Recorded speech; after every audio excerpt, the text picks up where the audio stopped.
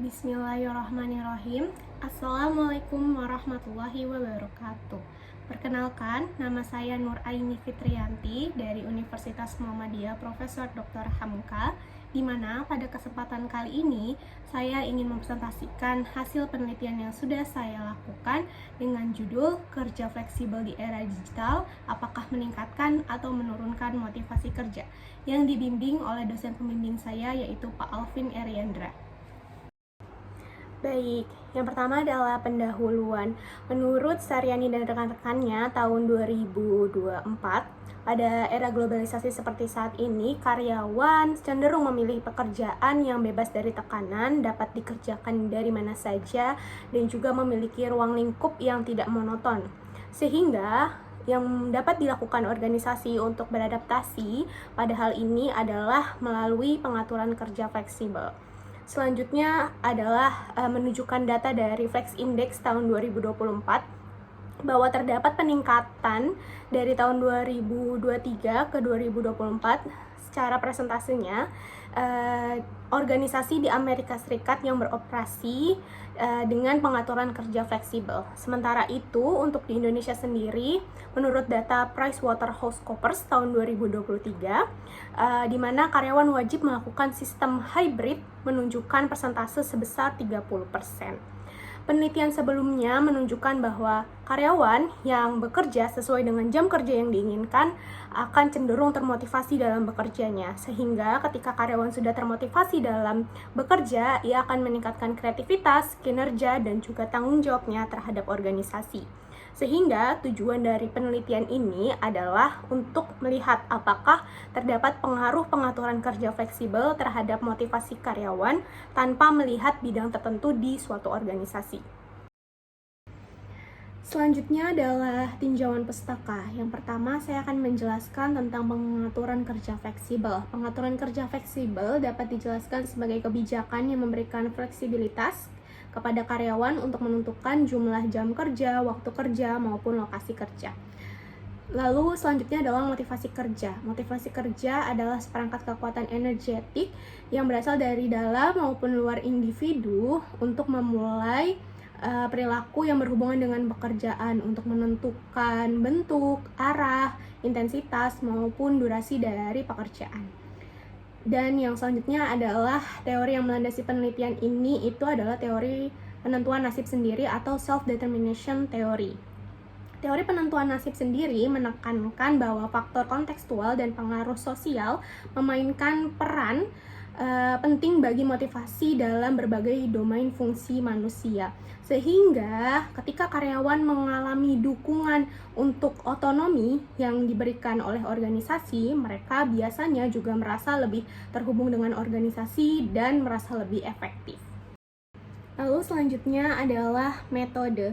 Yang pertama adalah desain penelitiannya. Penelitian ini adalah penelitian kuantitatif dengan prosedur pengumpulan data kuesioner secara tertutup melalui Google Form, di mana di dalamnya berisi pernyataan-pernyataan dari skala alat ukur yang digunakan dan sudah ditentukan oleh peneliti. Selanjutnya adalah partisipan dan teknik sampling. Sampel dalam penelitian ini adalah karyawan yang mendapatkan kesempatan untuk bekerja secara fleksibel. Lalu teknik pengambilan sampelnya secara non-random, yaitu teknik purposive sampling. Responden sebanyak 155 orang dengan karakteristik yang pertama adalah karyawan tetap di organisasi, yang kedua memiliki pengalaman bekerja minimal 1 tahun di tempat kerja saat ini, dan yang ketiga adalah karyawan yang memiliki kesempatan untuk bekerja secara fleksibel, remote, ataupun hybrid. Untuk instrumen penelitian pada pengukuran pengaturan kerja fleksibel, peneliti menggunakan skala yang diadaptasi dari Yoon Jong Kim tahun 2023, menggunakan opsi pilihan jawaban skala Likert, di mana hasil dari uji reabilitasnya yaitu mendapatkan nilai koefisien Cronbach alpha sebesar 0,837 dengan 4 item yang valid dari 5 melalui proses seleksi.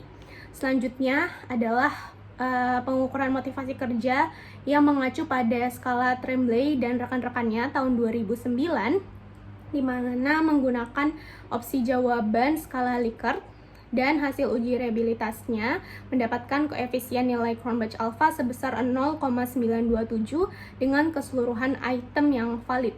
Untuk teknik analisa data dalam menguji hipotesis penelitian ini menggunakan model analisis regresi sederhana melalui perangkat lunak Jamovi versi 2.6.25. Ya, selanjutnya mengenai hasil, di mana pada tabel model fit measures ini dapat dijelaskan bahwa hipotesis terpenuhi dengan nilai signifikan di bawah 0,05. Dengan demikian, pengaturan kerja fleksibel memiliki pengaruh atau berpengaruh terhadap motivasi kerja.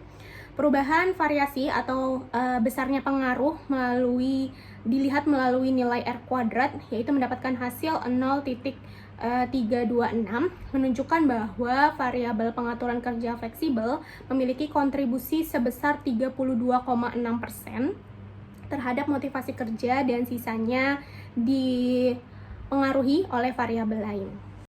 Lalu pada model koefisien, hasil tabel ini dapat dijelaskan bahwa nilai beta di bawah standar deviasi dari pengaturan kerja fleksibel adalah 1,59 dengan nilai signifikansi value-nya kurang dari 0,01 atau di bawah 0,05. Hal ini menunjukkan bahwa terdapat pengaruh positif signifikan antara pengaturan kerja fleksibel dengan motivasi kerja, sehingga semakin tinggi pengaturan kerja fleksibel, maka semakin tinggi pula motivasi kerja.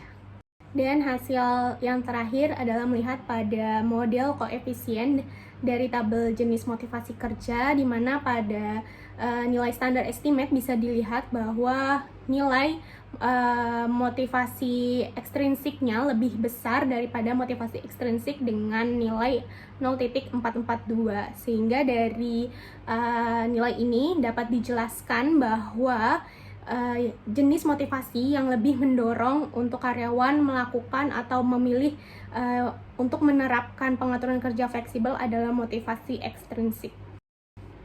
Simpulan dari penelitian ini bahwa menunjukkan terdapat temuan yang sesuai dengan hipotesis, yaitu bahwa pengaturan kerja fleksibel berpengaruh terhadap motivasi kerja dengan jenis motivasi ekstrinsik yang lebih mendorong karyawan untuk melakukan atau menggunakan penerapan pengaturan kerja fleksibel.